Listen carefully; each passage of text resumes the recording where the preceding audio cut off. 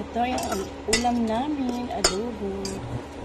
Ayan, ang ginawa ko dito lang ay binabad ko sa suka, toyo, at may paminta. At yan na nga. Depende sa pagluto natin guys, may kanya-kanya tayong pagluluto ng adobo. Ako ang gusto ko may konting sauce, hindi to yung tuyo. Ayan, tapos nilalagyan ko ng konting asukal. Ayan. Tinikman ko na siya guys. Ang linamlam niya. May konting asukal siya.